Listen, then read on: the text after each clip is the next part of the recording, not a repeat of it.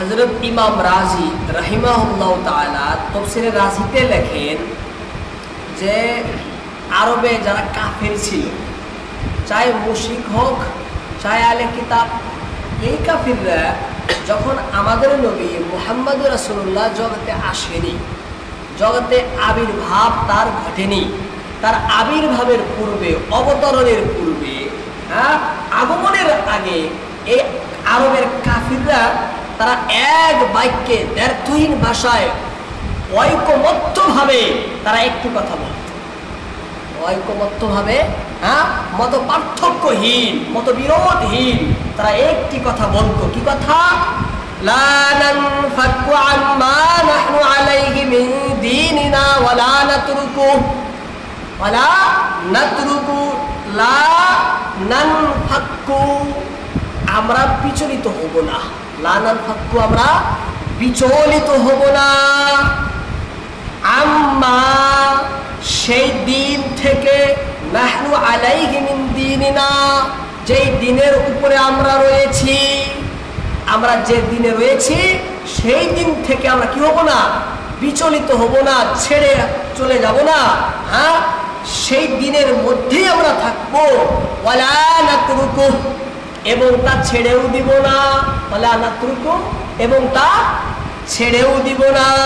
লা নানফাকু আম্মা নাহনু আলাইহি মিন দীনিনা ওয়ালা নাতরুকু, আমরা আমাদের পথ থেকে প্রত্যাবর্তন করব না এবং পরিত্যাগও করব না।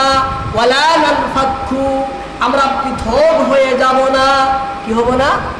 আলাদা হয়ে যাব না সেই দিন ও মত থেকে, যে দিন ও মতের প্রতি আমরা পরিপূর্ণ বিশ্বাসী, আমরা পরিপূর্ণ বিশ্বাসী। ওয়ালা নাতরুকু, এবং তা আমরা পরিত্যাগও করব না, ছেড়েও দিব না, আমরা সেই দিনের মধ্যেই থাকবো। হাত্তা ইউবাসান নাবিয়ুল মাউউদুল্লাযী হুয়া মাকতুবুন ফিত তাওরাতি ওয়াল ইনজিল। হাত্তা, আমরা ছেড়ে দিব। হাত্তা, আমরা ছেড়ে দিব। ইউবাসান নাবিয়ুল মাউউদুল্লাযী হুয়া মাকতুবুন ফিত তাওরাতি ওয়াল ইনজিল, যখন সেই প্রতিশ্রুত নবীর আগমন ঘটবে, যখন সেই ওয়াদাকৃত নবীর আগমন ঘটবে, যে নবীর কথা তৌরাত ও ইনজিলে লিপিবদ্ধ রয়েছে, যে নবীর কথা তৌরাতেও রয়েছে, যে নবীর কথা ইনজিলেও রয়েছে। ইনজিল এবং তৌরাতে আমরা যে নবীর আগামবাণী, ভবিষ্যৎবাণী পেয়েছি, সেই নবী যখন জগতে আগমন করবে, তখন আমরা আমাদের মত, তখন আমরা আমাদের দিন, আমাদের পথ আমরা পরিত্যাগ করব। তখন আমরা আমাদের সব কিছু কি করব? ছেড়ে দিব। যতক্ষণ না সে নবী জগতে আগমন করে, ততক্ষণ পর্যন্ত আমরা আমাদের মত ও পথ পরিত্যাগ করব না, ছেড়ে দিব না আমাদের দিন ধর্ম, ছেড়ে দিব না আমাদের দিন ধর্ম। এবার প্রশ্ন সেই প্রতিশ্রুত নবীকে।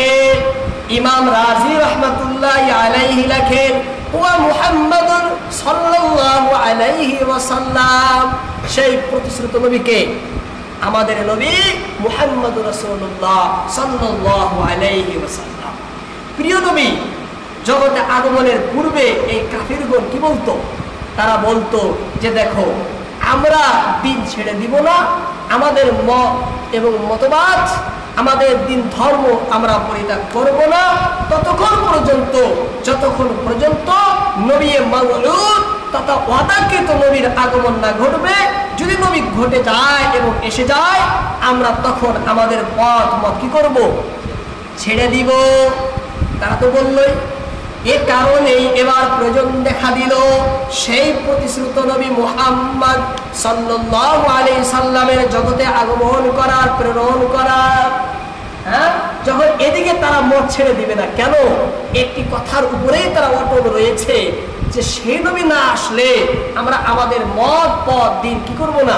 ছেড়ে দিব না। দরকার পড়লো না।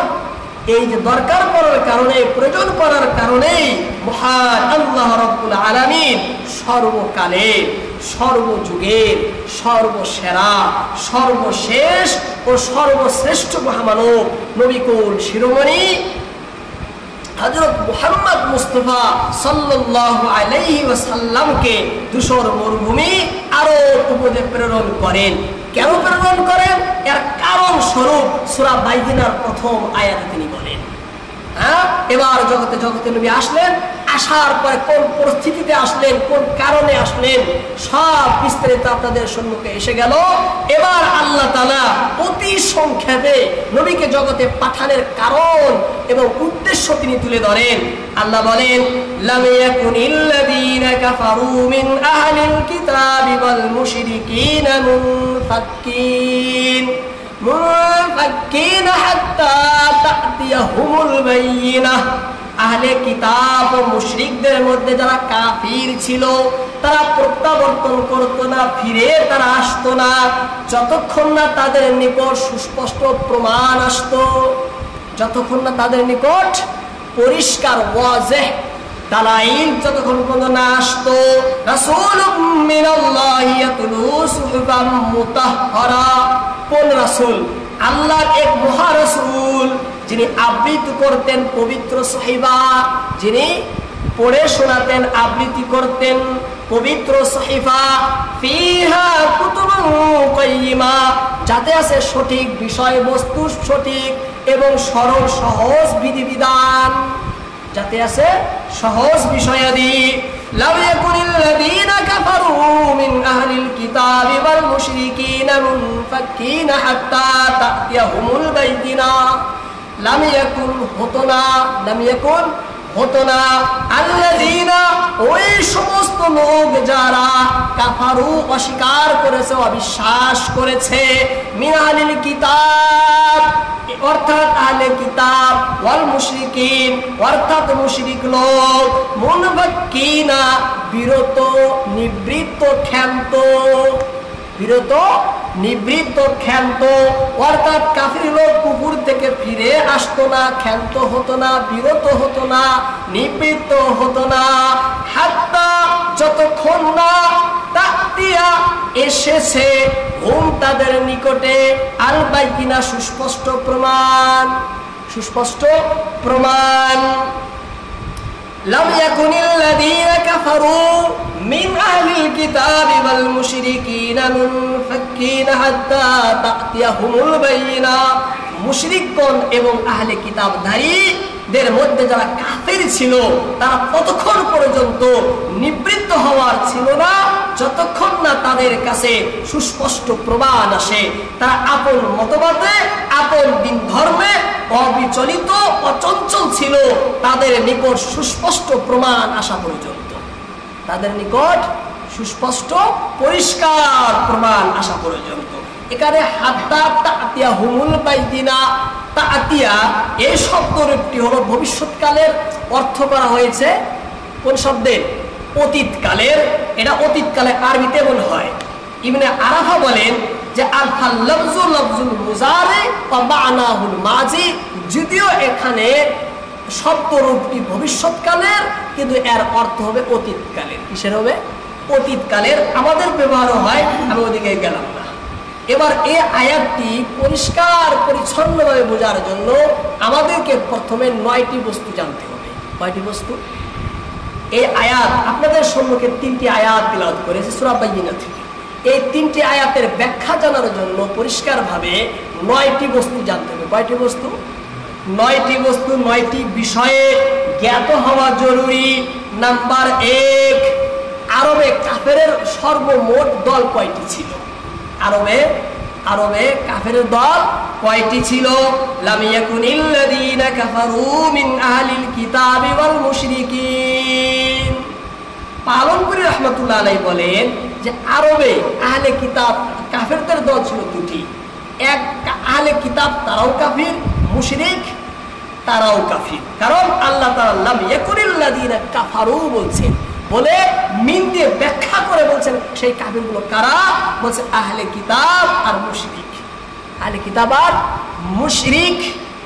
আর এ কথাই ইমাম রাজি রাহমাতুল্লাহ আলাইহি তাফসীর রাজিতে লেখেন। দ্বিতীয় বিষয় জানতে হবে এখানে আহলে কিতাব দ্বারা উদ্দেশ্য কারা, কাদেরকে বোঝানো হয়েছে? এ সম্পর্কে ইমাম আলুসি রহমাতুল্লাহ আলাইহি তার তাফসীরের ভিতরে লেখেন যে আহলে কিতাব তারা এখানে উদ্দেশ্য ইহুদি ও নাসারাগণ। কারা? ইহুদি আর নাসারা। ইবনে আব্বাস রাদিয়াল্লাহু তাআলা আনহু এই ইহুদি সম্পর্কে, এই ইহুদিদের সম্পর্কে বলেন যে আল ইয়াহুদুল্লাযীনা কানু বিয়াসরিবা ওয়া হুম কুরাইযাতু ওয়ান নাযীর ওয়া বানু কাইনুকা। বলছে এই যে ইহুদি যে বলা হয়েছে, এই ইহুদি হলো ওই সমস্ত ইহুদি যাদের বসবাস মদিনায় ছিল এবং মদিনায় আশেপাশে যারা ছিল ওই মদিনার অধিবাসী কুরাইজা, নজির এবং বনু কাইনুকা। ইহুদিদের তিনটি গোত্র ছিল, বনু নজির, বনু কুরাইজা এবং বনু কাইনুকা। এই তিনটি গোত্রই ছিল আরবের মদিনার ভিতরে এই ইহুদিদের। এই সবই উদ্দেশ্য ইহুদি দ্বারা, উদ্দেশ্য দ্বারা সবাই উদ্দেশ্য। 3 নম্বর আল্লাহ বলছেন যে ওয়াল মুশরিকিন। মুশরিকিন বলেনি, এই মুশরিকিন দ্বারা কোন মুশরিকিন উদ্দেশ্য এ সম্পর্কে ইবনে আব্বাস তাফসীরে কুরতুবীতে রয়েছে। ইবনে আব্বাস রাদিয়াল্লাহু তাআলা আনহুমা বলেন ওয়াল মুশরিকুন আল্লাযীনা বিমাক্কাহ ওয়া হাওলাহা ওয়াল মাদিনাতি ওয়াল্লাযীনা হাওলাহা ওয়া হুম মুশরিকু কুরাইশ। মক্কা এবং মদিনায় যে সমস্ত মুশরিক রয়েছে এবং মক্কার আশেপাশে, মদিনার আশেপাশে যে সমস্ত মুশরিকগণ রয়েছে, আর তারা কারা? কুরাইশের মুশরিক। তারা এই মুশরিক দ্বারা উদ্দেশ্য। এখানে ওয়াল মুশরিকিন দ্বারা তাদেরকে বোঝানো হয়েছে। তাদেরকে? মক্কা এবং মদিনা এবং মক্কা মদিনার আশেপাশে আহলে কুরাইশের যারা মুশরিক ছিল সেই মুশরিকদেরকে বোঝানো হয়েছে ওয়াল মুশরিকিন দ্বারা। তারপরে 4 নম্বরে জানতে হবে এখানে হাত্তা তাতিয়াহুমুল বাইয়িনা। হাত্তা তাতিয়াহুমুল বাইয়িনা। বাইয়িনা শব্দের শাব্দিক অর্থ হলো স্পষ্ট দলিল। শাব্দিক অর্থ স্পষ্ট দলিল। এই বাইয়িনা দ্বারা কাকে বোঝানো হয়েছে? এক তাফসীরে বলছে ইসলাম, আর এক তাফসীরে লেখছে কোরআন, আবার অন্য তাফসীরে লেখেন তাফসীর নাসাফিতে লেখা হয় যে এখানে ওয়াল মুরাদু মুহাম্মাদুন সাল্লাল্লাহু আলাইহি ওয়াসাল্লাম।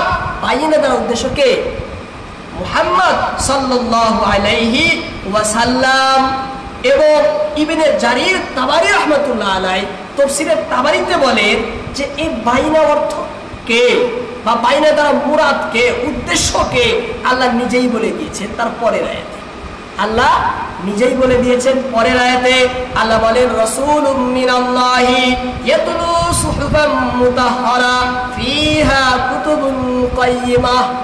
বাইনা মানে সেই স্পষ্ট প্রমাণ। আর তিনি কে? আল্লাহ রাসূল, যিনি তেলাওয়াত করেন পবিত্র গ্রন্থ যাতে লিপিবদ্ধ রয়েছে বিধান ও বিষয় আদি, যাতে লেখা আছে শরীয়তের বিধান এবং যাতে লেখা আছে বিভিন্ন বিষয়ে, বিভিন্ন বিষয়ে। রাসূলুম মিনাল্লাহি ইয়াতলু সুহুফাম মুতাহহারা ফিহা কুতুবুন কাইয়্যিমাহ। এটা হলো বাইয়িনার ব্যাখ্যা। আর ব্যাখ্যা? বাইয়িনার ব্যাখ্যা। 5ম বিষয় জানতে হবে আল্লাহর রাসূল, রাসূলুম মিনাল্লাহ, সে রাসূল যে আল্লাহর পক্ষ থেকে অবতীর্ণ। ইয়াতলু, যিনি তেলাওয়াত করেন, সুহুফান, সুহুফ কি তেলাওয়াত করেন? সুহুফ তেলাওয়াত করেন, মুতাহহারা যে সুহুফ পবিত্র। তার এই সুহুফটার উদ্দেশ্য কি? সামরকান্দি রাহমাতুল্লাহ আলাইহি তাফসীরে সামরকান্দির ভিতরে লেখেন যে এখানে সুহুফটার উদ্দেশ্য পবিত্র কুরআন। সুহুফটার উদ্দেশ্য কি? পবিত্র কুরআন। এবার প্রশ্ন হলো কুরআন তো একটা, সুহুফ হলো বহুবচন কেন? এর জবাবে বলা হয়েছে যে পবিত্র কুরআনে সূরা তো বহুত রয়েছে, পবিত্র কোরআনে অনেক সূরা রয়েছে, অনেক সূরার দিকে, সূরা বহু সূরা, এই বহুত্বের দিকে লক্ষ্য করে সুহুফ বহুবচন ব্যবহার করা হয়েছে। বলছে সহিবা না লাগছিল এক বছর, কোরআন যদি উদ্দেশ্য হয় তাহলে বহুবচন কেন আনা হইলো? এর জবাব দেওয়া হয়েছে। এবার দ্বিতীয় বলা হয়েছে মুতাহহারা, এই কোরআন হলো পুত পবিত্র। আল্লাহর নবী যে কোরআন তেলাওয়াত করেন সেই কোরআনটা কেমন? পাক কোরআন, পবিত্র কোরআন। কোরআন পবিত্র কোন দিকে পবিত্র? কোরআন কোন ক্ষেত্রে পবিত্র? মুতাহহারা শব্দের অর্থ কি এবং কি ক্ষেত্রে পবিত্র কোরআন, পবিত্র গ্রন্থ মুতাহহারা? এ সম্পর্কে ইমাম রাজি রাহমাতুল্লাহ আলাইহি বলেন যে এ সম্পর্কে কয়েকটি অর্থ রয়েছে। কয়েকটি অর্থ? কয়েকটি অর্থ। তিনি একটি অর্থ বলেন যে যাবতীয় ভণ্ড যাবতীয় ভ্রান্ত মতবাদ এবং ভ্রষ্টত্ব থেকে এই পবিত্র কুরআন কত পবিত্র। হ্যাঁ, সকল বাতিলতা থেকে, সকল ভ্রষ্টতা থেকে এই কোরআন কি পবিত্র। এইদিকে লক্ষ্য করে কোরআনকে বলা হয় সুফম মুতাহহারা বলা হয়েছে। এই কোরআনের ভিতরে বাতিল বলতে কোনো বস্তু ঢুকতে পারবে না। এই কোরআনে বাতিল কি করতে পারবে না, প্রবেশ করতে পারবে না, সামনে থেকেও না, পিছন থেকেও না। আর দ্বিতীয় অর্থ করা হয়েছে এই পবিত্র কোরআনের ভিতরে আলোচনা যা করা হয়েছে ভালো ভালো আলোচনা। কোরআনের ভিতরে যা আলোচনা করা হয়েছে, কি আলোচনা, ভালো আলোচনা। মন্দ আলোচনা থেকে পবিত্র কোরআন পবিত্র, মন্দ আলোচনা থেকে পবিত্র। 3 নম্বর অর্থ করা হয়েছে যে এই কোরআন অজুবিহীন, ঋতুমতি ইত্যাদির অপবিত্র স্পর্শ থেকে পবিত্র। হ্যাঁ, অপবিত্র স্পর্শ থেকে পবিত্র কোরআন কি, হ্যাঁ পবিত্র। এইদিকে লক্ষ্য করে পবিত্র কোরআনকে সুহফাম মুতাহহারা বলা হয়েছে। ফিহা সুহফা ইয়াতলু সুহফাম মুতাহহারা, সেই নবী এসে তেলাওয়াত করেন কোন কিতাব, এমন কিতাব যে কিতাব পুত পবিত্র। কি ক্ষেত্রে পুত পবিত্র, বাতিলতা থেকে পুত পবিত্র এবং মন্দ আলোচনা থেকে পবিত্র, অপবিত্র লোকের স্পর্শ থেকেও পবিত্র কোরআন পুত পবিত্র। এবার আল্লাহ তাআলা তার 4র্থ আয়াতে আল্লাহ তাআলা বলেন ওয়ামা তাফাররাকাল্লাযীনা উতুল কিতাবা ইল্লা মিন বাদি মা জাআতহুমুল বায়িনা।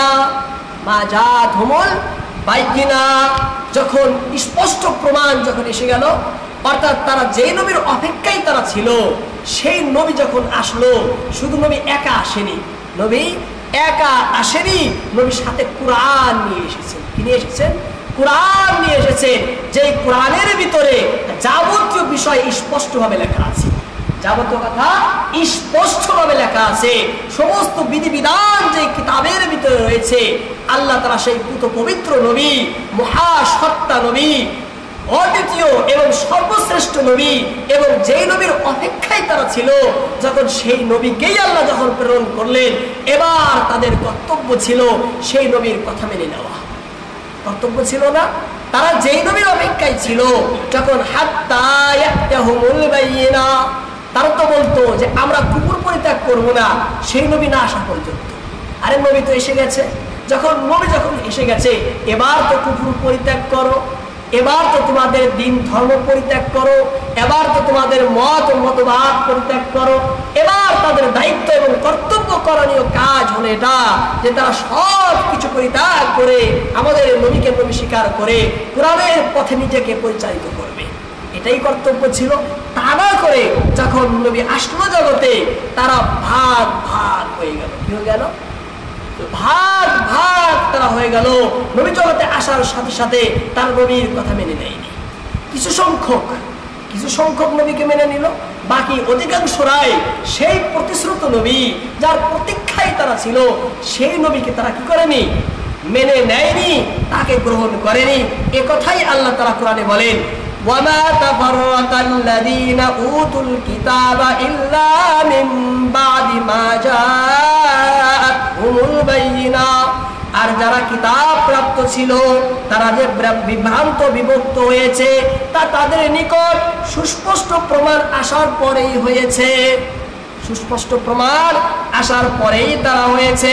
ওয়ামা তাফাররাকা, আর বিভ্রান্ত বিভক্ত হয়েছে, আল্লাযীনা, ওই সমস্ত লোক, উতু, যাদেরকে দেওয়া হয়েছে আল কিতাবা, কিতাব, ইল্লা মিন বাদি মা জাআত, আসার পরে, হুম, তাদের নিকট, আল বাইয়িনা, সুস্পষ্ট প্রমাণ, সুস্পষ্ট বাইয়িনা, সুস্পষ্ট দলিল। ওয়ামা তাফাররাকাল্লাযীনা উতুল কিতাবা ইল্লা মিন বাদি মা জাআতহুমুল বাইয়িনা। ওয়ামা তাফাররাকা, এবং বিভক্তি হয়নি তারা, আল্লাযীনা, তারা যারা, উতু, প্রাপ্ত ছিল, আল কিতাবা, কিতাব, ইল্লা, কিন্তু, বিভক্ত হয়েছে, মিন বাদি মা জাআত, আসার পরই, হুম, তাদের নিকট, আল বাইয়িনা, বাইয়িনা, সুস্পষ্ট প্রমাণ, সুস্পষ্ট প্রমাণ। মুশরিকরা, এখানে আল্লাহ তাআলা শুরু আয়াতে 2 লোকের কথা বললেন। মিন আহলিল কিতাব ওয়াল মুশরিকিন। বলেন আল্লাহ তাআলা এই আয়াতের ভিতরে মুশরিকদের কথা আনেনি, আনছে কি এখানে? শুধু কাদের কথা বলছে? আহলে কিতাবদের কথা বলছেন। মুশরিকদের কথা কেন বললেন না? এই জন্য যে মুশরিকরা আগের কিতাবের প্রতি, তৌরাত, জবুর, ইনজিলের প্রতি তাদের কোনো বিশ্বাস ছিল না। তারা তাদের প্রতি ঈমান আনেনি, ঐশিক জ্ঞান তাদের কাছে ছিল না। যখন তাদের কাছে কিতাব নাই, ঐশিক জ্ঞান নাই, তারা তাকে বিশ্বাস করেনি। তাদেরকে বলার কোনো প্রশ্নই নাই, তাদেরকে বলার কোনো প্রশ্নই নাই। তারা তখনও গুমরা ছিল, এখনো তারা গুমরা রয়েছে। তাদের কাছে তো জ্ঞানই নেই, তাদের কাছে তো জ্ঞানই নেই। জ্ঞান থাকলে সে বিবেচনা করবে, বুদ্ধি থাকলে সে পরীক্ষা নিরীক্ষা এবং বাছ বিচার তারা করবে। যখন তাদের কাছে জ্ঞানই নেই, তাদেরকে বাছ বিচার এবং নির্বাচন নির্ধারণ করার কোনো ক্ষমতাই নেই। সেই জন্য আল্লাহ তাআলা মুশরিকদের আলোচনা না করে শুধু আহলে কিতাবের আলোচনা করেন। আল্লাহ বলেন ওমা তাফাররাকাল্লাযিনা উতুল কিতাব, যাদেরকে কিতাব দেওয়া হয়েছিল, যারা তৌরাত, জবুর, ইনজিলে যারা বিশ্বাসী যারা ছিল, ওদের কথা আল্লাহ বলছেন। দেখো তারা যে ভাগ হয়ে গেছে, এই ভাগ হওয়া তখনই তারা হয়েছে যখন মা মিন বাদি মা জাআত, আসার পর কি হুম তাদের নিকট বাইয়িনাত, আমাদের নবী মুহাম্মদ রাসূলুল্লাহ সাল্লাল্লাহু আলাইহি ওয়াসাল্লাম, যখন তাদের নিকট আমাদের নবী মুহাম্মদ রাসূলুল্লাহ আগমন করেছেন, আবির্ভাব যখন তার হয়েই গেছে, জগতে যখন তার অবতরণ হয়েই গেছে, তার আগমনের পরেই তারা কি হয়েছে? ভাগ ভাগ তারা হয়েছে। আগমনের পরেই তারা ভাগ ভাগ হয়েছে, আগে কি হয়নি? ভাগ ভাগ হয়নি। আহলে কিতাবরা মূলত ভাগ ভাগ হয়েছে দুটি সময়ে। কয় সময়ে? দুইটি সময়ে। যখন হযরত ঈসা আলাইহিস সালাম জগতে কি করলেন? আগমন করলেন, সেই সময় আহলে কিতাব ভাগ হলো।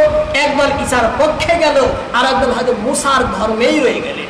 কিন্তু সেই ধর্মের ভিতরে তারা যথার্থভাবে আমল না করে তাদের ভিতরে মনে করা কথা, মনে করা কাহিনী, নিজের পক্ষ থেকে বিধিবিধান তারা সংযোগ করে সেই কিতাবকে, শরিয়াতকে তারা ছিন্ন বিচ্ছিন্ন এবং তার ভিতরে পরিবর্তন করে দিয়ে তাকে তার সমস্ত বাড়াবাড়ির ভিতরে তারা লিপ্ত এবং গুমরাহির ভিতরে তারা ধীরে ধীরে লিপ্ত হয়ে বহুত্ববাদীতে, অংশবাদিতায় তারা নিমগ্ন এবং মাতাল হয়ে গেল।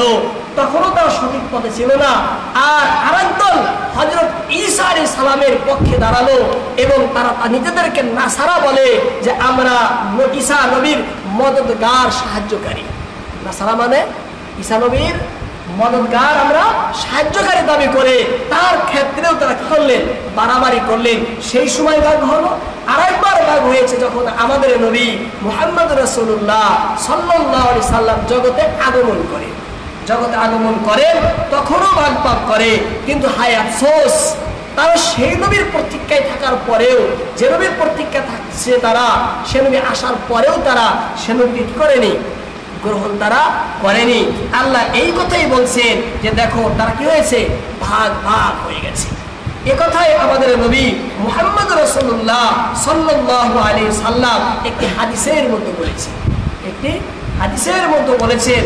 এবং এছাড়াও এই হাদিসটি অনেক সাহাবী থেকে বর্ণিত এবং হাদিসের কিতাবে, তাফসীরের কিতাবে, অনেক কিতাবের ভিতরে বিভিন্ন বর্ণনা সূত্রে এই হাদিসটি এসেছে। আমি আপনাদের সম্মুখে এই হাদিসটি তাফসীরে ইবনে কাসির থেকে তুলে আপনাদের সম্মুখে পেশ করতেছি। আল্লাহর নবী মুহাম্মদ রাসূলুল্লাহ সাল্লাল্লাহু আলাইহি ওয়াসাল্লাম বলেন, আন্নাল ইয়াহুদ ইখতালাফু আলা 71 ফিরকা। ওই যে ইহুদিগণ তারা যে ভাগ ভাগ হয়েছিল, তারা ভাগ ভাগ হয়েছিল 71 ফিরকা, 71 দলে। কয় দলে? ইহুদিরা বিভক্ত হয়েছিল কয় দলে? 71 দলে তারা ভাগ ভাগ হয়েছিল, বিভক্তি হয়েছিল। وأن النصارى اختلفوا على 72 ফিরকা। আর নাসারা, খ্রিস্টানরা তারা ভাগ ভাগ হয়েছিল 72 দলে। কয় দলে? 72 দলে তারা কি হয়েছিল? ভাগ ভাগ হয়েছিল। তারিকু হাযিল উম্মাতু আলা 73 ফিরকা। নবীজি বলেন, হে আমার সাহাবারা তোমরা শুনো, ওয়াসাতাফতারিকু, অচিরেই ভাগ ভাগ হয়ে যাবে, অচিরেই প্রতি সত্তর বিভক্ত হয়ে যাবে। হাদিহিল উম্মাহ, আমার এই উম্মত, আলা সালাসিন ওয়া সাবঈনা ফিরকা, ৭৩ দলে। কয় দলে? ৭৩ দলে ভাগ ভাগ হয়ে যাবে। কে বলছেন? আমাদের নবী বলছেন। তাফতারিকু, তারা নিজেরাই ভাগ ভাগ হয়ে যাবে, কেউ ভাগ করবে না। হ্যাঁ, ফাররিকু, তাদেরকে ভাগ ভাগ করা হবে। বুঝতেছেন আমার কথা? তাদের কি করা হবে? ভাগ ভাগ করা হবে। এটা কিন্তু বলেনি, কি বলছে? তারা ভাগ ভাগ হয়ে যাবে। ভাগ ভাগ হয়ে যাওয়া, ভাগ ভাগ করা পার্থক্য রয়েছে, তাই না? আমি এখানে বাড়ি দিলাম, বাড়িটা লাগলো, সে ভেঙে গেল, এই ভাঙাটা তার নিজের হয়েছে, আমি হয়নি, তাই না? ঠিক সেইভাবে আমার উম্মত, তুমি যে বলছেন বিশ্বে আমার উম্মত যারা ৭৩ দলে ভাগ হবে, কোনো আলিম উলামা ভাগ করবে না, কোনো মুফতি হাফিজে ভাগ করবে না, কোনো বিদ্যান মুফাসসির ভাগ করবে না, তারা নিজেরাই ভাগ হবে, তারা নিজেরাই ভাগ হবে। আমরা বলি যে আলিমরাই ভাগ করে, এই মুফতিরাই ভাগ করে, এই উলামারা ভাগ করে। আল্লাহর নবীর বাণী, অনেক হাদিস, অনেক কিতাব, বহু সাহাবী থেকে বর্ণিত সত্য চিরন্তন কথা। নবী বলেন ওয়াসাতাফতারিকু হাদিহিল উম্মাহ, আমার এই উম্মত তারা নিজেরাই ভাগ ভাগ হবে, তারা নিজেরাই ভাগ ভাগ হবে। কুল্লুহা ফিন্নার ইল্লা ওয়াহিদা, তারা সকলেই জাহান্নামে যাবে, শুধু একটি দল ব্যতীত। সকলেই জাহান্নামে যাবে, শুধু একটি দল ব্যতীত। ক্বালু, সাহাবারা বললেন, মান হুম ইয়া রাসূলুল্লাহ, হে আল্লাহর রাসূল বলেন তার সেই দল কোনটি? হে রাসূল বলেন সেই দল কোনটি? ক্বালা আলাইহিস সালাতু ওয়াস সালাম মা আনা আলাইহি ওয়া আসহাবি, নবীজি বলেন সেই দলটি জান্নাতে যাবে যে দলটি আমার এবং আমার সাহাবাদের আদর্শের অনুসারী হবে। আর কথা বলছেন আমার আদর্শ এবং আমার সাহাবাদের আদর্শ, এই কথাটাকে আমাদের আলিম উলামারা কি আহলে সুন্নাত ওয়াল জামাত বলে। কি বলে? এই শব্দটাকে নিয়েই কি করেছে আহলে সুন্নাহ ওয়াল জামাত। আহলে সুন্নাত মানে নবীর আদর্শের অনুসারী, ওয়াল জামাত মানে সাহাবাদের আদর্শের অনুসারী, সাহাবাদের আদর্শের অনুসারী, আহলুস সুন্নাহ ওয়াল জামাত। আমরা যদি আমাদের ঈমান, আমাদের আমল, আমাদের আকীদা, আমাদের কার্যকলাপ, সামাজিক হোক, পারিবারিক হোক, রাষ্ট্রীয় হোক এবং নিজস্ব হোক, সর্বদিকেই যদি আমাদের আকীদা, আমাদের কর্ম, আমাদের সব কিছুই আহলুস সুন্নাহ ওয়াল জামাতের অধীনে বানাতে পারি, তাহলে আমি নিশ্চিত জান্নাতি। তাহলে আমরা নিশ্চিত জান্নাতি। নির্দিষ্ট কাউকে জান্নাতি বলা না গেলেও আশা তো করতে পারি, আশা তো করতে পারি। হ্যাঁ, ব্যাখ্যা হলো এরা সকলেই জাহান্নামী, মানে কি চিরকাল জাহান্নামে থাকবে না। সকলেই জাহান্নামী মানে চিরকাল তারা জাহান্নামে থাকবে না, প্রথমে জান্নাতে যাবে না, এটা বলা হয়েছে। আল্লাহর নবীর উম্মতের মধ্যে ৭৩ দল হবে। ৭২ দলের ভিতরে প্রথম দল যারা আহলুস সুন্নাহ ওয়াল জামাত থাকবে, যারা নবী ও সাহাবাদের আদর্শে আদর্শবান হবে, তারা সর্বপ্রথম জান্নাতে যাবে, তারা সর্বপ্রথম জান্নাতে যাবে। আর বাকি ৭২ দল তারা জাহান্নামে যাওয়ার পরে যার যতটুকু আল্লাহ তাআলা শাস্তি নির্ধারিত করেছেন, সেই শাস্তি ভোগ করার পরে কোনো না কোনো দিন সে জান্নাতে যাবেই কি যাবে সে।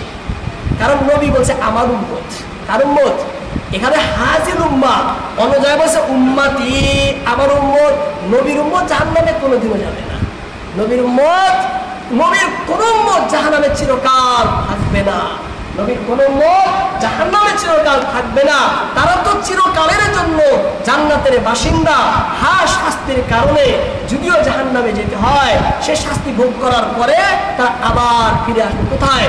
জান্নাতে। আল্লাহ পাক আমাদের সকলকে প্রথমেই জান্নাতে যাওয়ার যেন তৌফিক দান করেন, সকলকেই যেন আহলুস সুন্নাহ ওয়াল জামাতের অনুসরণে নিজের জীবন পরিচালনা করার তৌফিক দেন।